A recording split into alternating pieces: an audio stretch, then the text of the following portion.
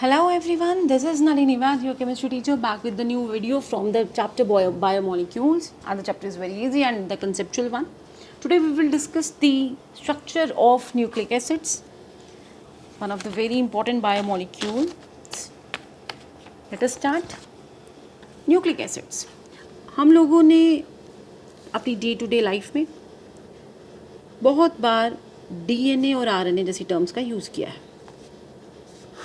This DNA and RNA are basically the nucleic acids. This Na, these are the nucleic acids. And this D is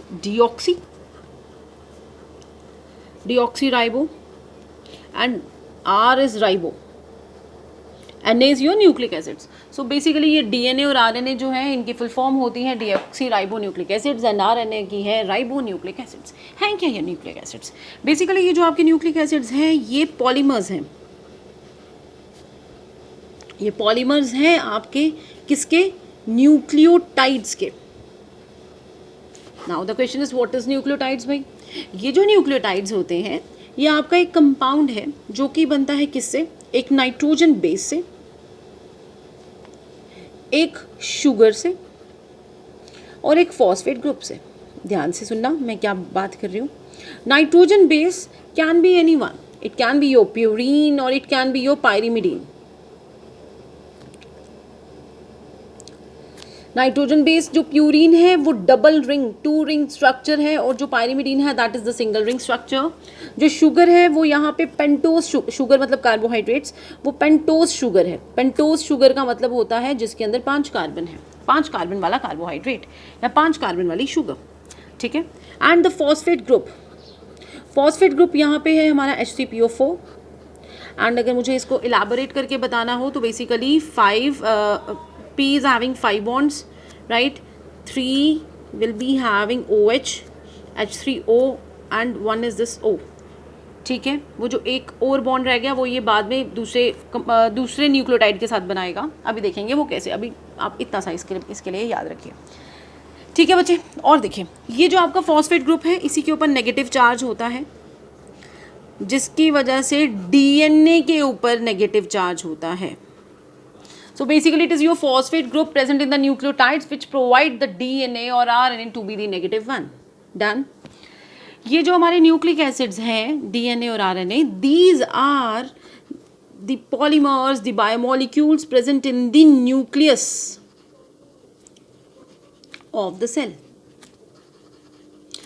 These contain proteins and some other biomolecules also. Some other biomolecules. Done. Now we will discuss the structure of nucleotide. एक nucleotide क्या है?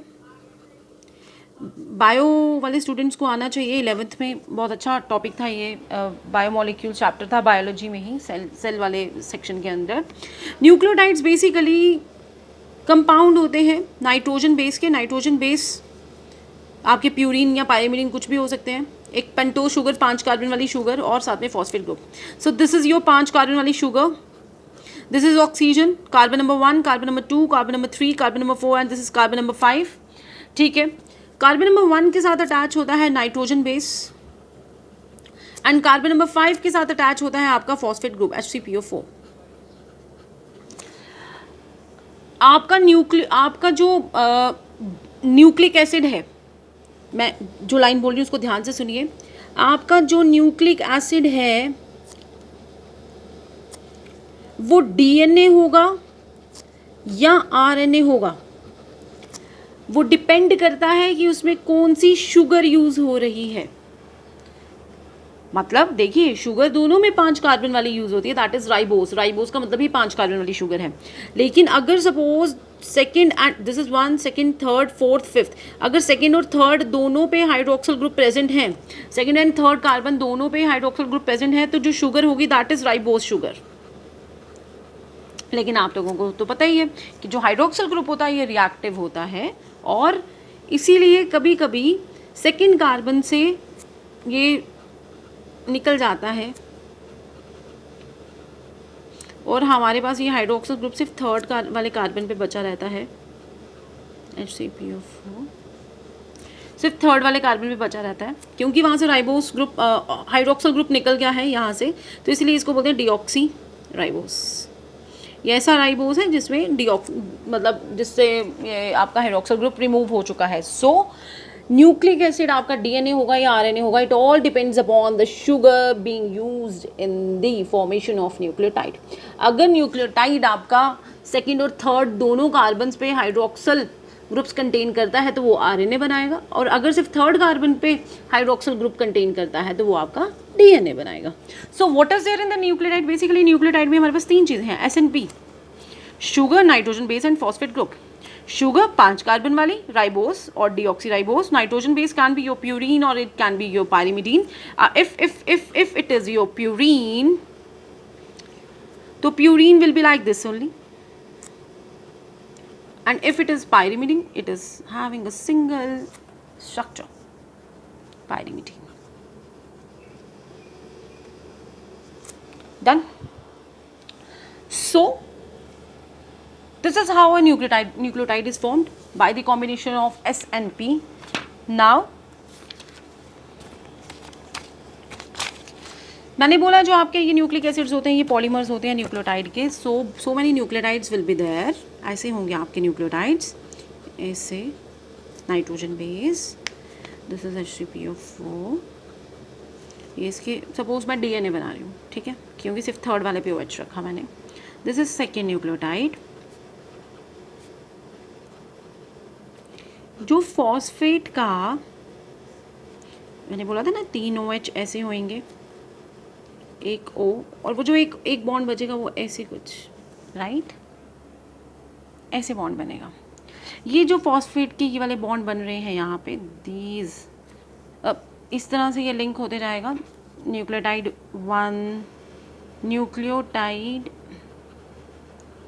1 will be link to nucleotide 2, nucleotide 2 will be linked to nucleotide 3, then to the 4, और इस तरह से when there will be so many nucleotides they will be forming nucleic acids, right? तो आपको अब ये याद रखना है, वहाँ पे बेसिक यूनिट जो है दैट इज़ न्यूक्लियोटाइड। तो न्यूक्लियोटाइड को अगर हम फर्दर तोड़ने की कोशिश करें, सिंपल उसमें कन्वर्ट करने की कोशिश करें, तो वी आर हैविंग SNP। तो सिंपल कंपाउंड्स पे तोड़ने की कोशिश करें तो हमारे पास बन जाते हैं न्यूक्लियोसाइड प्लस फॉस्फेट ग्रुप अलग से, जिसमें न्यूक्लियोसाइड में हमारे पास सिर्फ शुगर एंड नाइट्रोजन होता है। That will be like this is your sugar 5 carbon वाली, मैं डीएनए वाली ही डीऑक्सीराइबोस यूज़ कर रही हूँ, and this is your nitrogen base, right, and phosphate group is your H3PO4, ठीक है। और अगर आप चाहते हैं न्यूक्लियोसाइड को भी सिंपल उसमें तोड़ना कंपाउंड्स में, तो you will be having sugar 5 carbon वाली, राइबोस और deoxyribose, this is C only, ठीक है। दिस इज, अगर सपोज दोनों पे हाइड्रोक्सल ग्रुप हैं तो it will be your ribose sugar, और अगर सिर्फ एक पे है, यहाँ पे ये ऑक्सीजन है भैया, ध्यान रखिए, सिर्फ एक भी है थर्ड कार्बन पे, तो it will be your deoxyribose. फिर आपका जो नाइट्रोजन बेस है वो मैंने पहले ही बोला, it can B of 2 type, purine and pyrimidine. Done. किसी को कोई प्रॉब्लम? इसके साथ साथ जो आपको याद रखना है वो ये है कि न्यूक्लिक एसिड्स में बॉन्ड्स कौन कौन से होते हैं। देखो this is nucleotide, nucleic acid में न्यूक्लिक एसिड्स हमारे बने होते हैं न्यूक्लियोटाइड्स के, न्यूक्लियोटाइड्स, ये एक न्यूक्लियोटाइड है, ये दूसरा न्यूक्लियोटाइड है, ये तीसरा न्यूक्लियोटाइड है, इनके बीच में बॉन्ड्स होते हैं, ठीक है। अब न्यूक्लियोटाइड के बीच में भी मैंने बोला न्यूक्लियोटाइड किससे बनेगा, S, N एंड P से। This is sugar, this is nitrogen base and this is your phosphate group. Sugar और नाइट्रोजन के बीच में, नाइट्रोजन ग्रुप के बीच में, दैट इज शुगर के कार्बन 1 के बीच में और नाइट्रोजन के बीच में जो बॉन्ड बनता है, this bond is called as glycosidic bond, glycosidic bond. And जो फॉस्फेट ग्रुप इस शुगर के 5वें कार्बन के साथ बना रहा होता है, उस बॉन्ड को बोलते हैं, उस बॉन्ड को हम लोग बोलते हैं आपका एस्टर बॉन्ड। क्योंकि ये ऊपर वाले न्यूक्लियोटाइड के साथ भी बनाना है, राइट। ये फॉस्फोरस जो था, जैसे मैंने यहाँ पे बताया, ये जो फॉस्फोरस होता है, ये जो ऊपर इधर भी बना, ये इधर भी बॉन्ड बना रहा है और ये ऊपर भी बॉन्ड बना रहा है। एक जो है दिस इज एस्टर, दूसरा बॉन्ड भी एस्टर है, तो दो एस्टर बॉन्ड्स आर देयर। तो जो फॉस्फेट इस शुगर के कार्बन्स के साथ बनाता है, एक शुगर ये वाली और एक ऊपर वाले उसके साथ, उन बॉन्ड्स को हम लोग बोलते हैं डाइएस्टर बॉन्ड्स, ठीक है। एंड वन मोर थिंग, हमारे पास न्यूक्लियोटाइड्स 2 टाइप के थे, मैंने बार बार बोला, सॉरी न्यूक्लिक एसिड्स 2 टाइप के हैं, डीएनए एंड आरएनए। और आप ये हमेशा याद रखेंगे कि जो डीएनए होता है मोस्ट ऑफ द टाइम और इन नॉर्मल वेज वो सिंगल स्ट्रैंडेड होता है, मतलब देयर इज ओनली अ, मतलब ऐसे nucleotide nucleotide nucleotide nucleotide nucleotide only, ऐसे this is your, suppose this is nucleotide, यहाँ पे एक न्यूक्लियोटाइड है, यहाँ पे एक न्यूक्लियोटाइड है, यहाँ पे एक न्यूक्लियोटाइड, यहाँ पे न्यूक्लियोटाइड न्यूक्लियोटाइड एंड न्यूक्लियोटाइड, तो दिस इज आरएनए, राइट। अगर सपोज आपके एक स्ट्रैंड के साथ दूसरा स्ट्रैंड भी आ रहा है पैरेलली, राइट,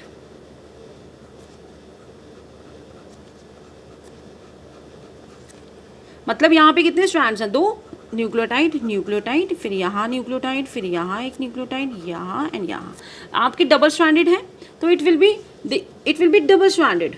और मोस्ट ऑफ द टाइम्स जो आरएनए होता है वो सिंगल स्ट्रैंडेड रहता है और जो डीएनए होता है वो डबल स्ट्रैंडेड रहता है। ऐसा नहीं है कि आरएनए कभी डबल स्ट्रैंडेड नहीं होता है, but double stranded RNA is an exception and same single stranded DNA जो है वो भी एक्सेप्शन है। अब देखिए, हम लोग पढ़ रहे थे type of bonds in the nucleic acids, तो जो मैंने बोला कि फॉस्फोडाइएस्टर बॉन्ड्स हैं, ग्लाइकोसिडिक बॉन्ड हैं, तो एक डीएनए में जैसे ये जो बीच में मैं बॉन्ड्स ड्रॉ कर रही हूँ, ये वाले, right, these are the hydrogen bonds. So nucleic acids में जो पॉसिबिलिटीज होती हैं टाइप्स ऑफ बॉन्ड्स की, they are your glycosidic bond, right, then your phosphodiester bonds,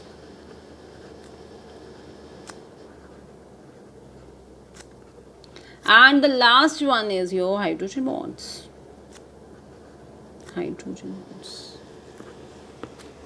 Right, so this was all about the nucleic acids and अब इनके functions में आपको याद रखने हैं, ये हेरिडिटरी मटेरियल एक्ट करते हैं क्रोमोसोम्स की फॉर्मेशन में, राइट।